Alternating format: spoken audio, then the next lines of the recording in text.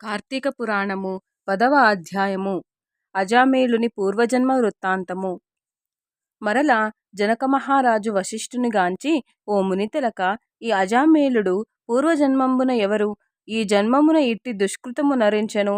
విష్ణుకింకరులు అతనిని వైకుంఠమునకు గోంపోయినా తరువాత యమకింకరులు ఏమి చేసిరి? విశదంబుగా సెలవీండనెను. అంత వశిష్ఠుడు జనకరాజేంద్రుని గాంచి, ఓ రాజా, విష్ణుకింకరులచే నిరాకరింపబడిన యమకింకరులు తమ ప్రభువగు యమునిమ్రోల చేతులు మోడ్చి, దేవా, తమ యానతిని తలదాల్చి మేమా యజామేలుని గొనిరాకుండా విష్ణుదూతలు మమ్ము గద్దించి అతనిని వైకుంఠమునకు గోంపోయిరి అని చెప్పిరి. ప్రేతనాథుడా పలుకులు ఆలించి కోపావేశపరుడై పండ్లు పటపటా గీటుచు తన కింకరులను ఏమో అనబోయెను.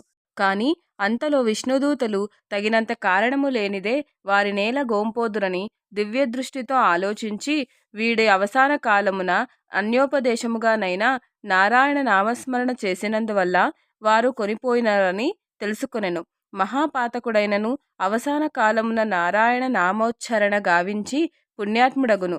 నిప్పును ముట్టుకొనిన కాలునని తెలిసినవాడు ముట్టుకొన్నను నేమియు నెరొంగని పసిపాప ముట్టుకొన్నను కాల్చి తీరును. ఈ రీతిగనే భగవన్నామస్మరణ సకల దురితాపహారమని ఎరిగి చేసినను ఎరుగక చేసినను దానిని మహాఫలమది ఇచ్చుతీరును.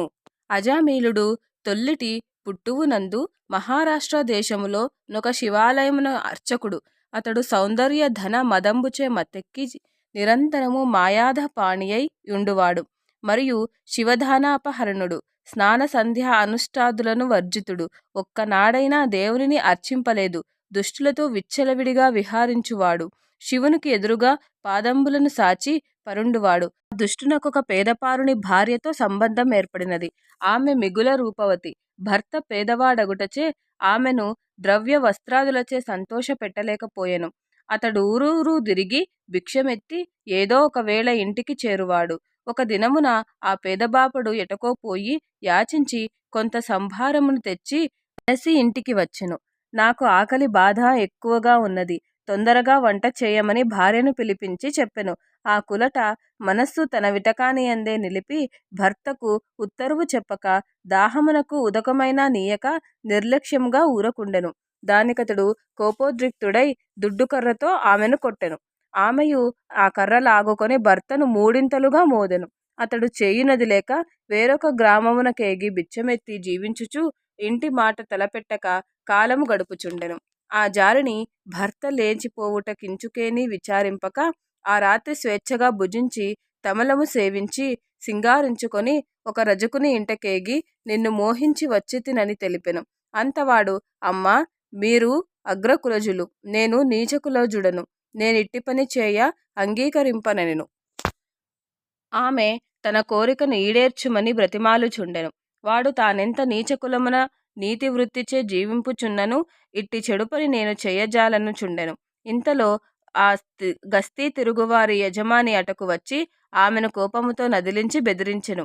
ఆ పాపాత్మురాలించుకేనియూ చలింపక అటనున్న రోకలితో వానిపై కొట్టి అటనుంచి తిన్నగా శివార్చకుని ఇంటికి అరిగి ఆ రాత్రి అంతయు వానితో రతిక్రీడలు దేలెను. ప్రాతకాలముననే లేచి ఇంటికరిగి తన చెడు నడతకు పశ్చాత్తాప్తురాలై, అయ్యో, నా భర్త నన్ను సంతోషపరుచు నూరూరు తిరిగి ఎంతో బాధనొంది కొంత ధనమార్జించి ఇంటికి శ్రమపడి రాగా అతనికి తిండి పెట్టక దాహమునైనా నీయక కొట్టి పంపితిని. ఆ పురుషుడు ఎచటగా ఏమి కష్టముల పాలయ్యెనో. ఈ పాడువృత్తి కలవడి శరీర సౌఖ్యమును గోరి ఇహపరములకు దూరమైతిని. భర్తను సుఖపెట్టలేని భార్య జీవించుట నిరర్ధకము అని విచారించుచుండా లేచిపోయిన ఆమె పెనిమిటి మరలా ఇంటికి వచ్చెను. తోడనే ఆమె భర్తకు పాదప్రక్షాళనకు ఉదకమిచ్చి మంచి మాటలచే నాదరించి నాటి నుండి వ్యభిచారము మాని కులకాంతయై భర్తృ పదసేవ పారాయణై చేయుచుండెను. ఆ శివార్చకుడు కొలది కాలములో మరణించి పలు విధంబులగు నరక బాధలను అనుభవించి భూమిపై మరల సత్యనిష్ఠునకు సుతుడై జన్మించి కార్తీక మాసమున ఒకనాడు నదీ స్నానమాచరించి శివాలయంబున కరిగి శివదర్శనము చేసెను. ఆ పుణ్యంబు వల్ల నేడు జన్మంబులందలి పాపములు పరిహారమై పుణ్యాత్ముడయ్యెను. అతడే అజామేలుడు. అవసాన కాలమున భగవన్నామోచ్చరణమున వైకుంఠవాసుడయ్యెను. బ్రాహ్మణుని భార్యగు నా కులట కాలక్రమమందు అసువులను బాసి చాలా యమబాధల నొంది ఒక మాలవానికి కుమార్తెయై జన్మించెను. ఆ మాలవాడు తనకు పిల్ల పుట్టిన వేళ విశేషము చెప్పుమని ఒక బ్రాహ్మణుని అడిగెను. ఆ విప్రుడు ఈ పిల్ల తండ్రి గండమున పుట్టెనని చెప్పగా ఆమెను దూరముగా బారవేసెను. ఆ బాలిక దిక్కులేక ఏడ్చుచుండా ఒక విప్రుండు గోంపోయి దానిని దాసీచే పోషింపచేసెను. ఆ బాలికయు వయస్సు కలది అయి ఆ బ్రాహ్మణునింటిలో దాసిగా నుండెను. దానినే అజామిళుడు మోహించెను. వాని పూర్వ వృత్తాంతం ఇదియే.